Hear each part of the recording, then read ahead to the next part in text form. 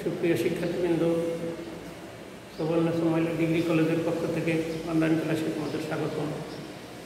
তোমরা বাসায় ভালো আছো? আমি তো দীর্ঘদিন ধরে তোমাদের সাথে অনলাইনে ক্লাস নিচ্ছি। আজকেও নিচ্ছি। আজকে আমার 30তম ক্লাস।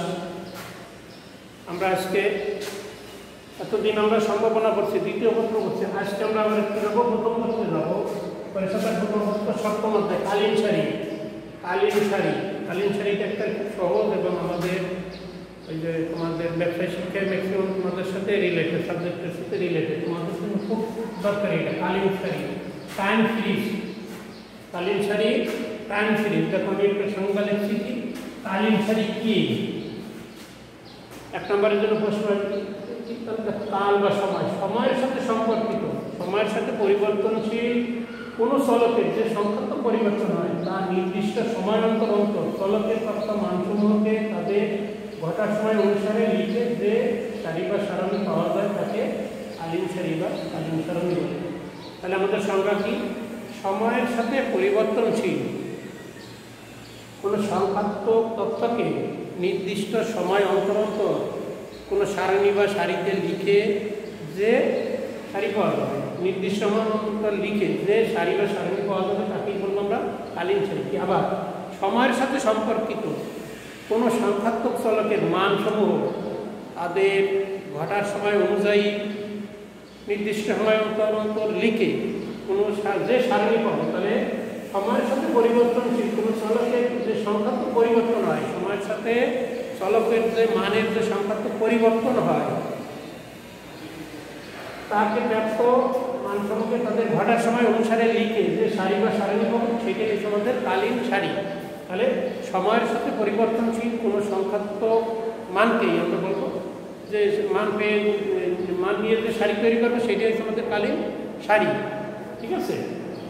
তাহলে দেখো কালীন শাড়ির ব্যবহার কিন্তু আমাদের জীবনে প্রত্যেক জীবনে ব্যবহার করতে খুবই ইম্পর্টেন্ট। দেখো তাহলে কি, তাহলে আমি উদাহরণটা আসবে কিন্তু কালীন শাড়ির উদাহরণ। কালীন শাড়ি কি? দেখো বাংলাদেশের জনসংখ্যা বৃদ্ধি কি নির্দিষ্ট সময় মতো বৃদ্ধি পাচ্ছে না। বাংলাদেশের জনসংখ্যা বৃদ্ধির হার, জন্মহার, মৃত্যুহার, এইসব বাংলাদেশের জনসংখ্যা বৃদ্ধি, তারপরে বৃষ্টিপাত, আমদানি রপ্তানি, উৎপাদন, তাপমাত্রা ইত্যাদি আরও আছে অনেক। কালীন শাড়ি তাহলে কি উদাহরণ কি? যে বাংলাদেশের জনসংখ্যা বৃদ্ধি হতে পারে, মৃত্যু হতে পারে, স্থির থাকতে পারে, তারপরে বৃষ্টিপাতের পরিমাণ, আমদানি রপ্তানি, উৎপাদন, একটা কোম্পানির উৎপাদন বা বিভিন্ন কলকারখানার উৎপাদন সেটা বৃদ্ধি পায়, হ্রাস পায়। তাহলে এটা কি সময়ের সাপেক্ষ হয় না? সময় বা বছর বা কাল। তাহলে সময়ের সাথে সম্পর্কিত যে সংখ্যাত্মক তত্ত্ব সেইটা আমরা যে সারির আকারে বা সারণীর আকারে লিখে সেটি আমাদের কালীন শাড়ি। ঠিক আছে? তারপরে প্রশ্ন কি চলে, কালীন শাড়ি কি? তার বলতে সময়ের সাথে সম্পর্কিত কোনো সংখ্যাত্মক তত্ত্ব নির্দিষ্ট সময়ের অন্তর্গত লিখে যে শাড়ি পাবো সেইটাই হচ্ছে আমাদের কালীন শাড়ি। ঠিক আছে? তাহলে বৃষ্টিপাত, জনসংখ্যা বৃদ্ধি, জনসংখ্যা, আমদানি রপ্তানি, উৎপাদন, তাপমাত্রা ইত্যাদি কালীন শাড়ির উদাহরণ। এখন দেখো কালীন শাড়ির উপাদান কি? এগুলো হচ্ছে আমাদের কি কালীন শাড়ির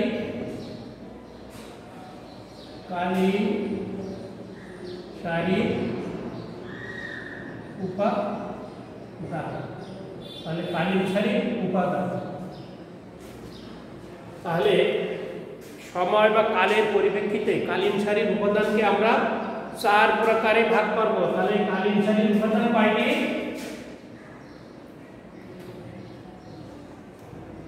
কালীন শাড়ির উপাদান 4টি।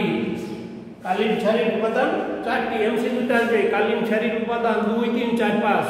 তাহলে কালীন শাড়ির উপাদান কয়টা? 4টি। কি অবশ্যই এইটি অবশ্যই এমসিকিউতে আসবে যে কালীন শাড়ির উপাদান কয়টি, নিচের কোনটি?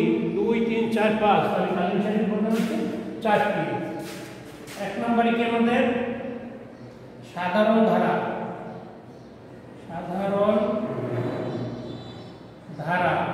বা দীর্ঘ মেয়াদি কি লিখব সাধারণ ধারা বা দীর্ঘমেয়াদী ধারা পরিবর্তন দীর্ঘমেয়াদী করে ধারা দিলাম বা পরিবর্তন সেকুলার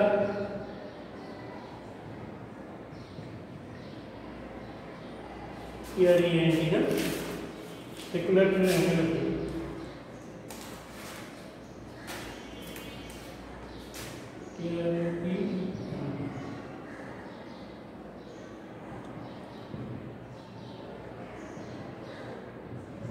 দেখো সাধারণ ধারা বা দীর্ঘমেয়াদী পরিবর্তন ধারা বা দীর্ঘমেয়াদী পরিবর্তন সাধারণ ধারা বা দীর্ঘমেয়াদী সেকুলার টেরেন সংক্ষেপে টি তারপরে এসে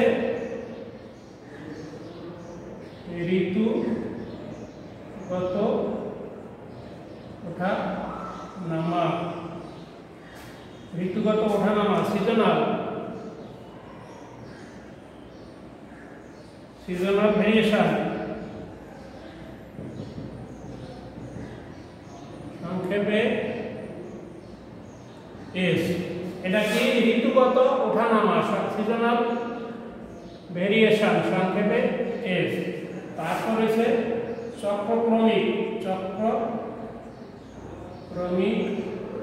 ওঠানামা হ্রাসবৃদ্ধি বা ওঠানামা দিলাম হ্রাস বৃদ্ধি চক্রক্রমিক ফ্লাকচুয়েশন চক্রক্রমিক হ্রাস বৃদ্ধি কি সাইক্লিক্যাল ফ্লাকচুয়েশন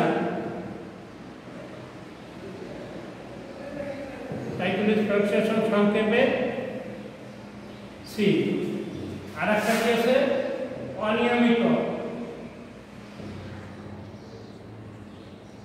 অনিয়মিত ভেদ ইরেগুলার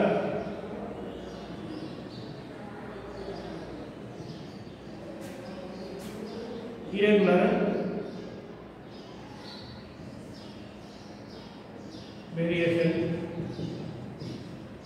সংক্ষেপে আই তাহলে দেখো কালীন শাড়ির উপাদান কয়টা বললাম কালীন শাড়ির উপাদান হলো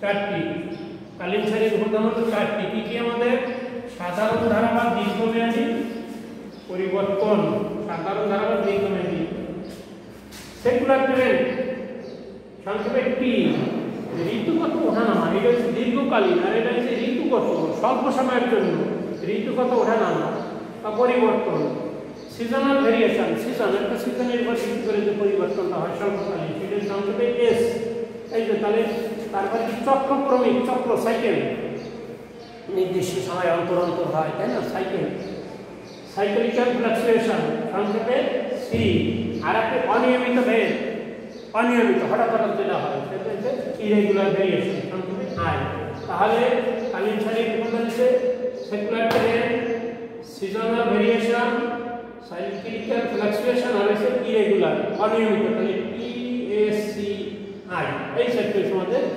সংক্ষেপে ইংলিশে বলে উপাদান তাহলে কালীন শাড়ির উপাদান হলো আমাদের চারটি সাধারণ ধারা বা দীর্ঘমেয়াদী পরিবর্তন ঋতুগত ওঠানামা চক্রক্রমিক হ্রাস বৃদ্ধি আর হচ্ছে অনিয়মিত ভেদ এটা আসবে কালীন শাড়ির উপাদান হলো চারটি তাহলে এখন আমরা একটা করে পড়ব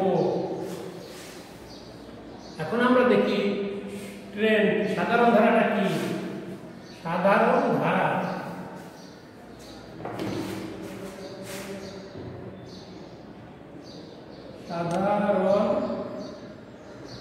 ধারা বা দীর্ঘমেয়াদী ধারা এটার আমরা কি দিয়ে প্রকাশ করছি সেকুলার ট্রেন্ড এখন দেখো সাধারণ ধারা কি কালীন শাড়ির চলকের পরিবর্তন যদি দীর্ঘকাল বলতে কত কমপক্ষে 1 যুগ বা 12 বছর কোনো কালীন শাড়ির যে চলকের মানের যে পরিবর্তন সেটা যদি কমপক্ষে 12 বছর বা 1 যুগের বেশি হয় 12 কমপক্ষে 12 বছর 12, 15, 20, 30 ইত্যাদি বছর যদি হয় তাহলে যে আমরা সেই যে চলকের মান সময়ের পরিবর্তনের সাথে লিখে যে ধারা পাবো সেইটা হচ্ছে দীর্ঘকালীন পরিবর্তন। তাহলে এটার ব্যক্তিকাল কত? ব্যক্তিকাল কমপক্ষে 12 বছর। তাহলে দেখো সাধারণ ধারার ব্যক্তিকাল একটা এমসিকিউ আসবে কিন্তু, যে সাধারণ ধারা বা দীর্ঘকালীন পরিবর্তনের সময়কাল কমপক্ষে কত বছর? 12 বছর, এক যুগ, 12 বছরে এক যুগ। তাহলে সাধারণ ধারা বা দীর্ঘমেয়াদী পরিবর্তনের ব্যক্তিকাল হবে কমপক্ষে 12 বছর। তাহলে এটা এমসিকিউতে আসতে পারে যে সাধারণ ধারা বা দীর্ঘমেয়াদী পরিবর্তন ধারার সময়কাল 5 বছর, 7 বছর, 12 বছর, 12 বছর, 100 বছর। তাহলে আমরা বলবো যে সাধারণ ধারার ব্যক্তিকাল হবে 12 বছর, কমপক্ষে 12 বছর, 30 বছর, 20 বছর হতে পারে। তাহলে দেখো তাহলে কি বললাম, যদি কালীন সারি চলকের পরিবর্তনের মান কমপক্ষে 12 বছর হয়, তাহলে সেই যে ধারা সেইটাকে বলবো আমরা সাধারণ ধারা। তাহলে এটা কি ধরনের হতে পারে? মনে করো যে আমাদের জলবায়ু পরিবর্তন, তাই না? এই যে বর্তমানে যে বৈশ্বিক জলবায়ু পরিবর্তন হচ্ছে, এটা কি দীর্ঘকাল, মানে অন্তত 25-30 বছর অবজার্ভ করা হয়। তারপরে বাংলাদেশের জন্মহার, মৃত্যু হার, জনসংখ্যা বৃদ্ধির হার, তারপরে এই যে বেকারত্বের মাধ্যমে শিক্ষার হার, এই যে উৎপাদন, ব্যবসা প্রতিষ্ঠানের উৎপাদন, এটা দীর্ঘকাল ধরে চলতে থাকে নাকি? তাহলে এই যে পরিবর্তন, তাহলে দেখো এই যে দীর্ঘকালীন পরিবর্তন, এটা আবার 3 ধরনের। দীর্ঘকালীন পরিবর্তন 3 ভাবে, সাধারণ ধারা আবার 3 ধরনের পরিবর্তন হয়। কি কি দেখো? 1 নম্বরে কি উপাধি? ঊর্ধ্বমুখী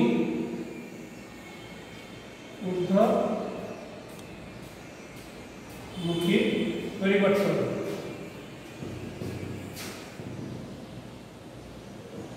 নিম্নমুখী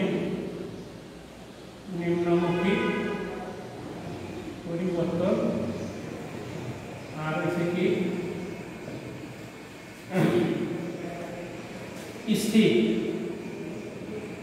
স্থির পরিবর্তন।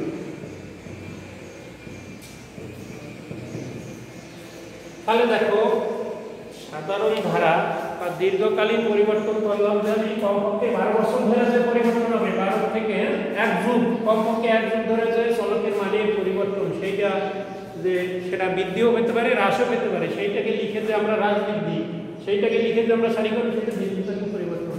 এখন দীর্ঘকালীন পরিবর্তন আবার 3 ভাবে হতে পারে। 3 ভাবে কি? ঊর্ধ্বমুখী পরিবর্তন হতে পারে, নিম্নমুখী পরিবর্তন হতে পারে, স্থির পরিবর্তন হতে পারে। দেখো চলকের মানসমূহ যদি সংখ্যাত্মক যে মানসমূহ সেটা যদি সেই দীর্ঘকাল মানে 12 বছর বা কমপক্ষে, সে প্রত্যেকটা 12 বছর, এই যে দীর্ঘকালীন পরিবর্তন, যে আমার যে সময়ের এই যে চলকের মানসমূহ সময়ের সাপেক্ষে কমপক্ষে 12 বছর, যদি সেটা ঊর্ধ্বমুখী পরিবর্তন হয়, ঊর্ধ্বমুখী পরিবর্তন পরিলক্ষিত হয়, সেটা হবে ঊর্ধ্বমুখী, তাই না? চলকের মানসমূহের মধ্যে ঊর্ধ্ব হয়। যেমন জনসংখ্যা বৃদ্ধি কি, এটা ঊর্ধ্বমুখী হয় না সবসময়? জনসংখ্যা বৃদ্ধি কি বাড়ে না? জনসংখ্যা বৃদ্ধি। শিক্ষার হার কি বাড়ে নাকি? তারপর মানুষের আয়, মাথাপিছু আয় বাড়তেছে না আমাদের? মাথাপিছু আয়, এইগুলা যে জনসংখ্যা বৃদ্ধি, তারপরে শিক্ষার হার, জনসংখ্যা বৃদ্ধি, মাথাপিছু আয়। তাহলে দেখো এইগুলো কিন্তু বাড়ে, মাথাপিছু আয় আমাদের কি বাড়ে না? বছর বছর বা কয়েক বছর পর পর তো বাড়ে নাকি? তারপরে গড় আয়ুষ্কাল তো বাড়তেছে আমাদের নাকি? আয়ু, তাহলে যেগুলো আমাদের দীর্ঘকাল ধরে বা বৃদ্ধি পায়, এগুলো কি? তাহলে কি জনসংখ্যা বৃদ্ধি হচ্ছে, তারপরে মাথাপিছু আয়, গড় আয়ু, এগুলো। তাহলে আমাদের শিক্ষার হার কি, জনসংখ্যা শিক্ষিত হার বাড়তেছে না? তাহলে এইটা আমাদের বৃদ্ধি পায়। তা অনুরূপভাবে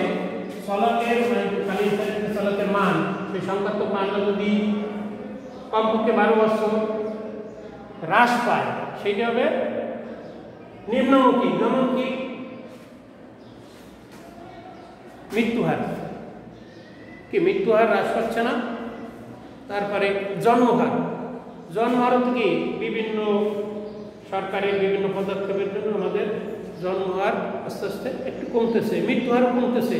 কি মানুষের আয়ু বাড়তেছে না, মৃত্যুহার কমতেছে বিভিন্ন উন্নত চিকিৎসার জন্য, তাই না? এখন দেখো জটিল জটিল রোগের অপারেশন হয়, চিকিৎসা, এই জন্য মানুষ কম মারা যাচ্ছে। তারপরে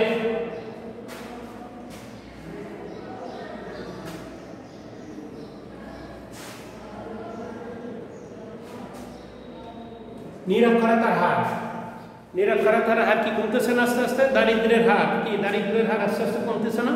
নিরক্ষরতার হার, দারিদ্র্যের হার, তারপরে মানুষের জন্মহার, মৃত্যুহার, এগুলো আস্তে আস্তে কমতেছে। তাহলে এইগুলো দেখো নিম্নমুখী পরিবর্তন হচ্ছে দীর্ঘকালীন।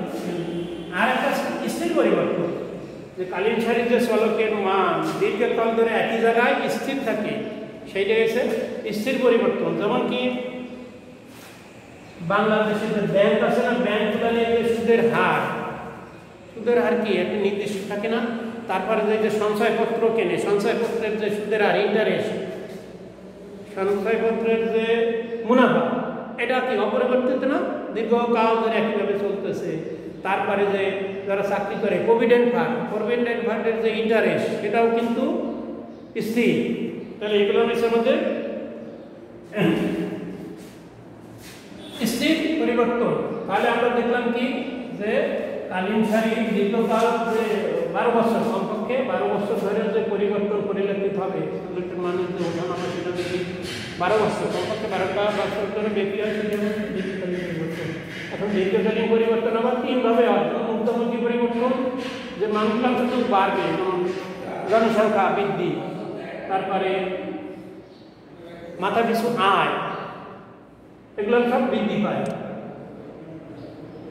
তারপরে শিক্ষার হার বৃদ্ধি পায়। আর নিম্নমুখী পরিবর্তন যেগুলো নিম্নমুখী হবে, যেমন মৃত্যু হার কমতেছে, জন্মহার কমতেছে, তারপরে নিরক্ষরতার হার কমতেছে, এগুলো হচ্ছে নিম্নমুখী। আর স্থির পরিবর্তন যেটা স্থির থাকে, যেমন ব্যাংকের সুদের হার, প্রভিডেন্ট ফান্ডের এই যে ইন্টারেস্ট, তারপরে সঞ্চয়পত্রের মুনাফা, এগুলো হচ্ছে স্থির পরিবর্তন। তাহলে সাধারণ ধারা আমরা এই কটা পরিবর্তন দেখলাম। এবং উদাহরণগুলো, এই উদাহরণগুলো মনে করো যে শিক্ষার হার, এটা কালীন শাড়ির কোন ধরনের পরিবর্তন? ঊর্ধ্বমুখী, নিম্নমুখী? শিক্ষার হার ঊর্ধ্বমুখী পরিবর্তন আছে, নিম্নমুখী পরিবর্তন, স্থির পরিবর্তন। কি শিক্ষার হার কি বাড়তেছে না নাকি? তাহলে এটা কি ঊর্ধ্বমুখী না? শিক্ষার হার এক সময় কম ছিল, কারণ আস্তে আস্তে বেশি হচ্ছে শিক্ষার হার। আবার যদি বলে যে মৃত্যুহার, মৃত্যুহার কি কমতেছে না? মৃত্যুহার হয়েছে নিম্নমুখী পরিবর্তন। এবার বলতো যদি সঞ্চয়পত্রের মুনাফা, তাহলে এটা কি স্থির পরিবর্তন। তাহলে দেখো এইগুলো পড়বা, খুব সুন্দর করে পড়বা, যে খেয়াল করে যে আমাদের করে পড়বা। তারপরে আমরা আগে সংজ্ঞাগুলো শিখি। এবার হচ্ছে 2 নম্বরে কি ঋতুগত পরিবর্তন। তাহলে আমাদের দীর্ঘমেয়াদী হয়ে গেল। এরপর হচ্ছে কি ব্যক্তিকালটা কত? 12 বছর কমপক্ষে, এটা কিন্তু টিকে আসবে, ঠিক আছে। এবার হচ্ছে কি ঋতুগত উঠানামা, উঠানামা বা রাজনীতি। দেখো ঋতু সিজন, আমাদের কয়টা সিজন আছে? 6টা সিজন নাকি?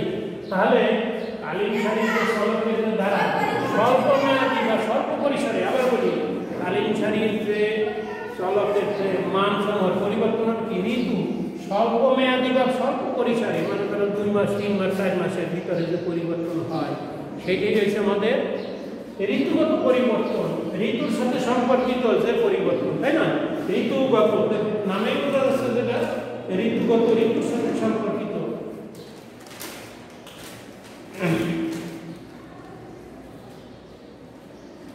আচ্ছা দেখো, তাহলে এটা কিন্তু সোজা কালীন শাড়ির চলকের মান যে স্বল্প মেয়াদী, স্বল্পস্বরে পরিসরে, মাত্র 2 মাস 3 মাসের ব্যবধানে যে পরিবর্তন হয়, সেটাই হচ্ছে আমাদের।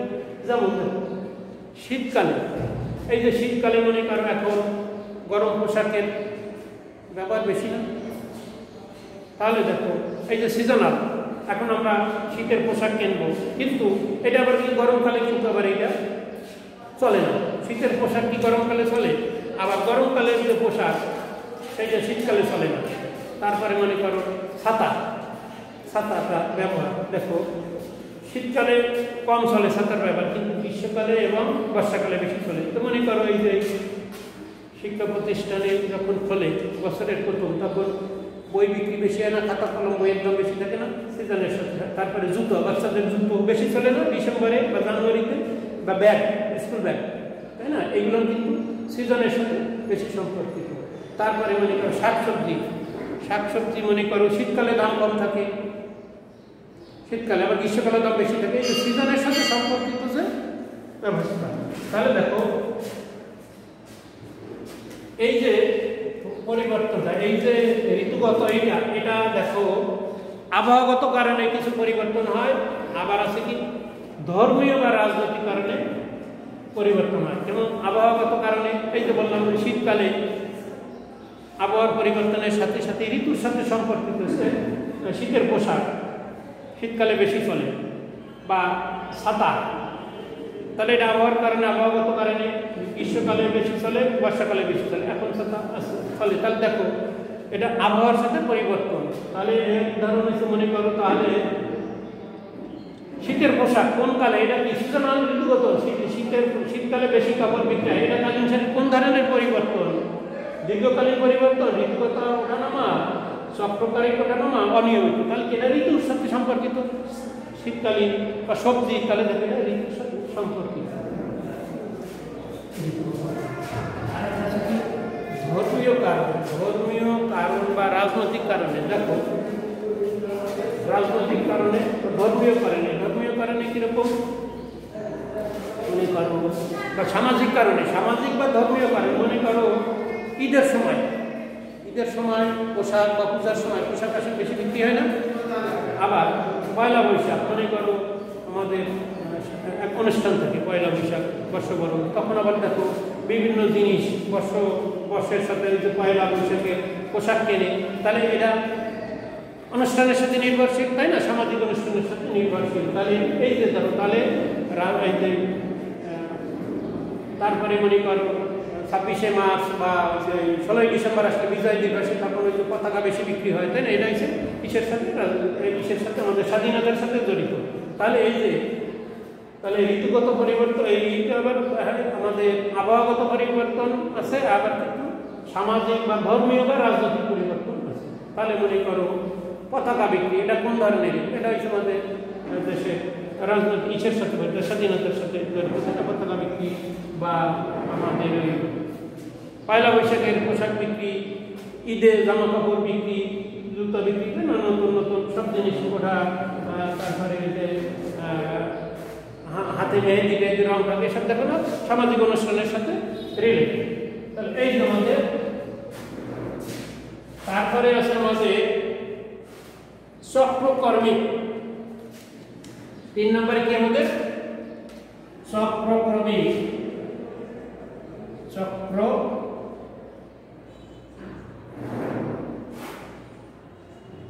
চক্রক্রমিক রাজনীতি